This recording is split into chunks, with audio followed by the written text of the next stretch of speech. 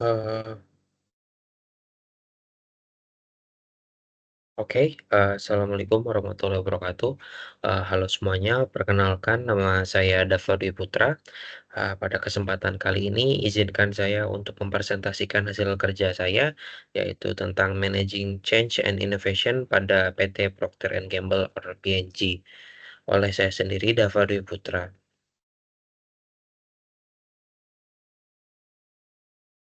Kita masuk ke dalam penjelasan, perusahaan. P&G atau Procter& Gamble adalah perusahaan multinasional, yang beroperasi di berbagai sektor seperti perawatan pribadi, rumah tangga, dan kesehatan. Ada beberapa, faktor kekuatan eksternal dan internal yang mempengaruhi, operasi dan strategi perusahaan. Yang pertama, pada faktor Eee, eksternal, yaitu perubahan kebutuhan dan keinginan konsumen. Kebutuhan dan keinginan konsumen terus berkembang seiring dengan tren gaya hidup, preferensi terhadap produk yang lebih ramah lingkungan, atau kecenderungan untuk menggunakan produk yang lebih sehat. P&G harus tetap responsif terhadap tren ini agar produk mereka tetap relevan di pasar. Yang kedua, ada hukum dan regulasi, baru. Pemerintah seringkali memperkenalkan peraturan baru terkait dengan produk konsumen, keamanan kesehatan, atau lingkungan. Perusahaan P&G harus memastikan bahwa mereka mematuhi peraturan ini di setiap negara yang mereka melakukan, operasi. Selanjutnya ada, perkembangan teknologi. Perkembangan teknologi memainkan peran yang sangat besar, dalam, cara P&G beroperasi. Inovasi teknologi dalam produksi, distribusi, dan pemasaran memungkinkan P&G untuk mengurangi biaya operasional, meningkatkan efisiensi, serta memahami lebih baik kebutuhan konsumen melalui analitik data. Yang keempat ada perubahan ekonomi. Fluktuasi ekonomi seperti resesi, inflasi, atau perubahan nilai tukar mempengaruhi daya beli konsumen dan profitabilitas perusahaan. P&G harus mampu beradaptasi dengan kondisi ekonomi global maupun lokal yang bervariasi, misalnya dengan menyesuaikan harga harga produk atau mengoptimalkan rantai pasokan atau supply chain untuk menjaga keuntungan di tengah kondisi ekonomi yang tidak stabil atau menantang.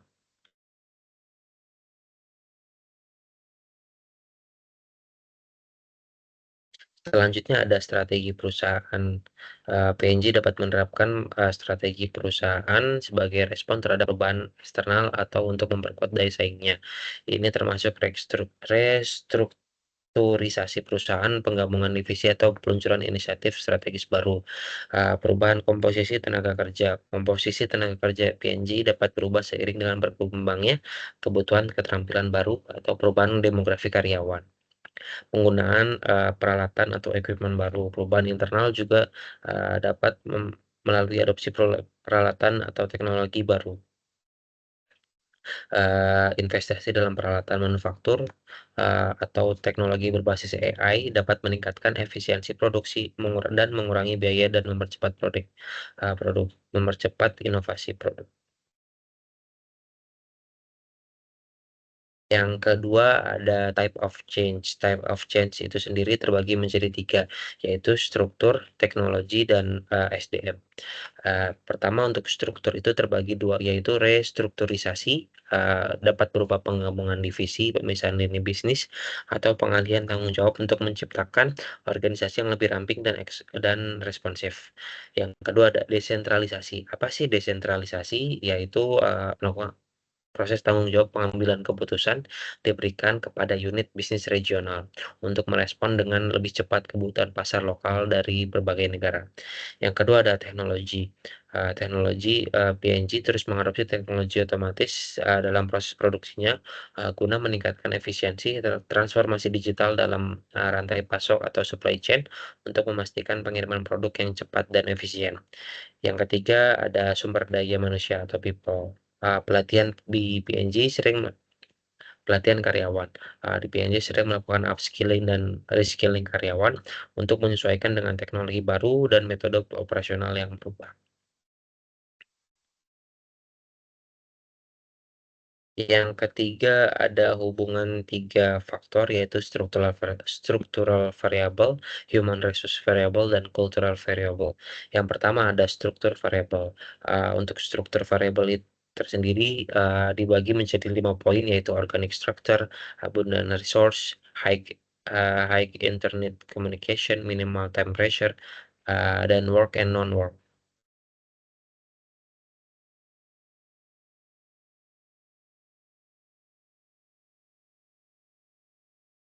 Selanjutnya ada human resource variable. Untuk human resource variable itu sendiri memiliki 3 poin utama. Yang pertama ada high commitment to training and development.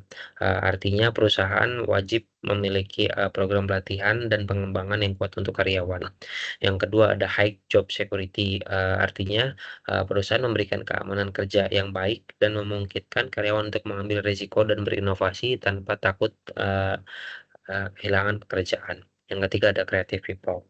Artinya perusahaan merekrut dan mempertahankan individu yang kreatif dan inovatif. Yang ketiga ada cultural variable.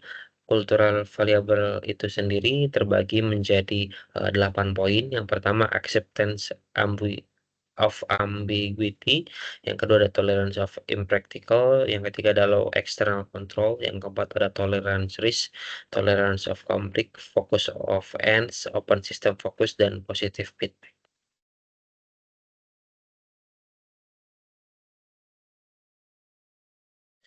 Oke, cukup sekian presentasi singkat dari saya. Kurang lebihnya mohon maaf, ditutup. Wassalamualaikum warahmatullahi wabarakatuh.